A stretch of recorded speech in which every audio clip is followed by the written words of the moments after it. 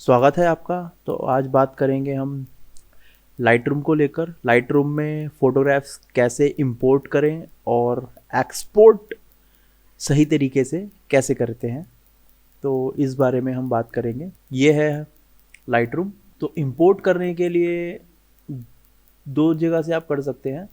एक ये फाइल है, देखिए ऊपर फाइल में जाकर यहाँ पे लिखा है इंपोर्ट फ़ोटो एंड वीडियो, और इसका शॉर्टकट है कंट्रोल प्लस शिफ्ट प्लस आई।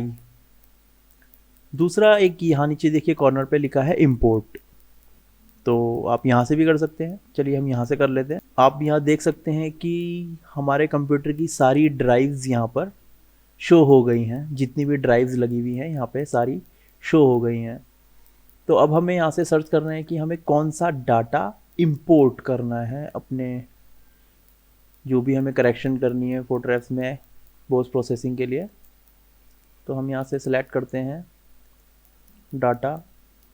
आप फोल्डर अपने यहाँ से चूज़ कर सकते हैं। तो अब हम यहाँ से सिलेक्ट करेंगे डाटा। सपोज़ मान लीजिए हमें कि ये डाटा ले लेते हैं, ये एक प्री वेडिंग का डाटा है। तो अब आप यहाँ देखिए कि हमारा स्क्रीन पे सारी फ़ोटोग्राफ्स जितनी भी इस फोल्डर के अंदर थी, लगभग अराउंड देखिए यहाँ लिखा हुआ है 453 फ़ोटोग्राफ्स ओपन हो चुकी हैं। लगभग सारी ओपन हो रही हैं धीरे धीरे। अब अगर आप ये सारी फ़ोटोग्राफ्स इंपोर्ट करना चाहते हैं तो सारी भी कर सकते हैं, और अगर आप चाहते हैं कि इसमें से सिर्फ कुछ सिलेक्टेड ही फ़ोटोग्राफ्स आप इंपोर्ट करना चाहें तो वो भी कर सकते हैं। तो उसके लिए आपको यहाँ पे नीचे देखिए अनचेक लिखा हुआ है, अनचेक करना पड़ेगा, क्योंकि बाय डिफ़ॉल्ट जो सॉफ्टवेयर है वो सारी फ़ोटोग्राफ्स को सिलेक्ट करके रखता है। तो आप यहाँ से अनचेक करके अपने हिसाब से जो भी आप इंपोर्ट करना चाहें उनको ऐसे सिलेक्ट कर सकते हैं। जो भी फ़ोटोग्राफ्स आप चाहते हैं कि आप इंपोर्ट करें उनको यहाँ से ऐसे सिलेक्ट करने के बाद आप देखिए मैंने लगभग फ़ोटोग्राफ सिलेक्ट कर लिए हैं कुछ। अब यहाँ पे देखिए नीचे लिखा है इंपोर्ट, कैंसिल और इंपोर्ट। तो अगर आप नहीं चाहते इस फोल्डर की फ़ोटोग्राफ्स तो आप कैंसिल कर सकते हैं। अगर आप इंपोर्ट करना चाहते हैं तो यहाँ से इंपोर्ट का बटन पे क्लिक कर दीजिए। अब देखिए ये इंपोर्ट हो गई है, फाइलें हमारी हो रही हैं। ये देखिए यहाँ कॉर्नर पे लिखा हुआ है इंपोर्ट हो रही हैं सारी फाइलें हमारी। लगभग मैंने 7 फ़ोटोग्राफ्स सेलेक्ट करी थी, तो ये 7 फ़ोटोग्राफ्स इंपोर्ट हो चुकी हैं। अब इंपोर्ट हो गई हैं, इनको कलर करेक्शन या एक्सपोजर कंट्रोल कैसे करते हैं इसके लिए मैं अलग से वीडियो बनाऊंगा, क्योंकि ये वीडियो काफ़ी लंबा हो जाएगा। क्योंकि इस वीडियो में मैं सिर्फ इतना ही बताना चाहूँगा कि इंपोर्ट कैसे करते हैं और एक्सपोर्ट कैसे करते हैं। तो चलिए एक्सपोर्ट पे चलते हैं कि हम एक्सपोर्ट कैसे करें सही तरीके से, क्योंकि इंपोर्ट करना बहुत आसान है, एक्सपोर्ट करने के लिए कुछ सेटिंग्स की ज़रूरत पड़ती है हमें। अगर आप एक एक करके फ़ोटोग्राफ्स एक्सपोर्ट करना चाहते हैं तो एक एक करके यहाँ से ऐसे सिलेक्ट कर सकते हैं जो भी चाहें, और अगर आप सारी की सारी फ़ोटोग्राफ्स एक साथ एक्सपोर्ट करना चाहते हैं तो कंट्रोल प्लस ए दबा के आप सारी सिलेक्ट कर लीजिए। देखिए सारी सिलेक्ट हो गई हैं, मैंने सिलेक्ट कर ली सारी। अब एक्सपोर्ट करने के लिए आप देखिए जहाँ पे इंपोर्ट लिखा था उसके जस्ट बगल में एक्सपोर्ट भी लिखा हुआ है, तो यहाँ से एक्सपोर्ट आप कर सकते हैं। दूसरा ये है कि आप यहाँ ऊपर फाइल में जाके सेम वही है जैसे इंपोर्ट का था, तो यहाँ पे भी है एक्सपोर्ट का बटन, और इसका शॉर्टकट की है कंट्रोल प्लस शिफ्ट प्लस ई। तो यहाँ से भी कर सकते हैं और यहाँ से भी कर सकते हैं। तो चलिए हमने इंपोर्ट वहाँ से किया था तो एक्सपोर्ट यहाँ से कर लेते हैं। तो जब हम एक्सपोर्ट का बटन दबाएंगे तो कुछ इस तरीके से हमारी स्क्रीन पर ओपन हो जाएगा। तो अब यहाँ पे देखिए हमें एक्सपोर्ट करना है हार्ड ड्राइव में। वैसे और भी ऑप्शन होते हैं, आप डायरेक्टली मेल भी कर सकते हैं, डीवीडी में भी डाल सकते हैं, बट हमें हार्ड ड्राइव में डालना है। बाय डिफ़ॉल्ट इसका हार्ड ड्राइव ही सिलेक्ट होता है, तो हम हार्ड ड्राइव में रहने दे देते हैं। उसके बाद है देखिए यहाँ पे एक्सपोर्ट टू, आप यहाँ से अपना चूज़ कर सकते हैं कि आपको कहाँ पर फोटोग्राफ्स एक्सपोर्ट करनी है लोकेशन के हिसाब से। तो यहाँ से चूज़ करिए। मैं सपोज़ मान लीजिए कोई भी ड्राइव सेलेक्ट कर लेता हूँ, मैं ये स्टोर कर लेता हूँ। ये वाली ड्राइव मैंने सेलेक्ट कर ली। देखिए सिलेक्ट फोल्डर हो गया हमारा, ये ड्राइव सेलेक्ट होगी। मैंने फोल्डर नहीं करा, आप वहाँ पे भी फोल्डर बना सकते हैं अपने लिए, पर मैंने फोल्डर नहीं बनाया, मैंने सिर्फ ड्राइव सेलेक्ट करी है।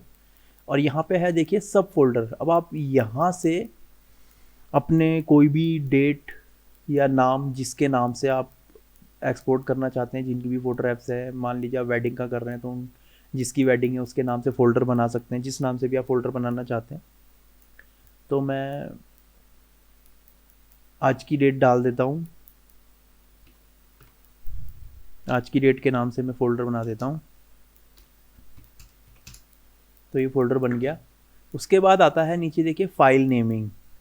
तो फाइल नेमिंग बाय डिफ़ॉल्ट जो इसमें सेट होती है वो है जो कैमरा बनाता है, हमारा कैमरा जो मेंशन करता है फाइल नंबर सीक्वेंस के हिसाब से वो। और अगर आप चाहें तो अपनी मर्जी के हिसाब से भी यहाँ पे ऐड कर सकते हैं फाइल नंबर सीक्वेंस, अपने हिसाब से नाम एडिट कर सकते हैं। ये है फाइल सेटिंग्स।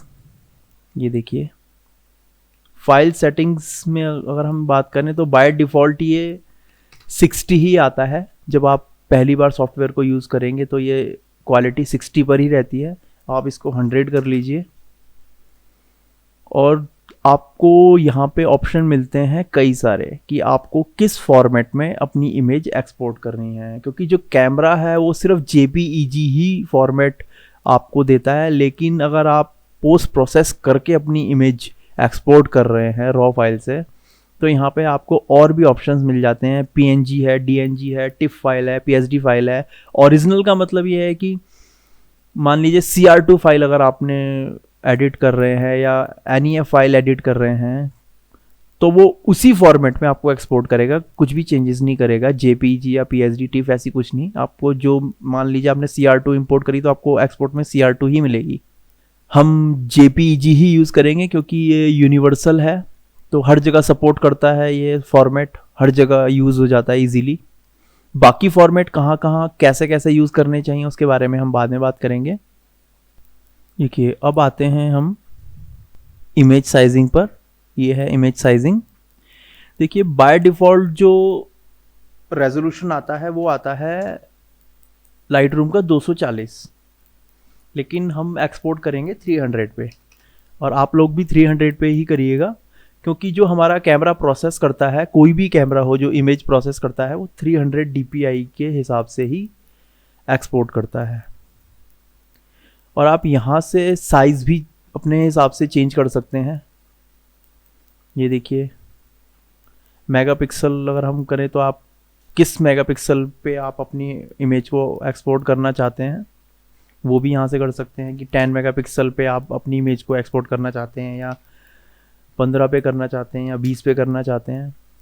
लेकिन अगर आप बाय डिफ़ॉल्ट इसको सिलेक्ट ना करें तो ये जो कैमरे का एक्चुअल मेगापिक्सल है, मान लीजिए आपका 20 मेगापिक्सल का है या 35 मेगापिक्सल का कैमरा है, तो ये उसी रेजोल्यूशन पे एक्सपोर्ट करेगा। उसके बाद आते हैं हम ये आउटपुट शार्पनिंग पर।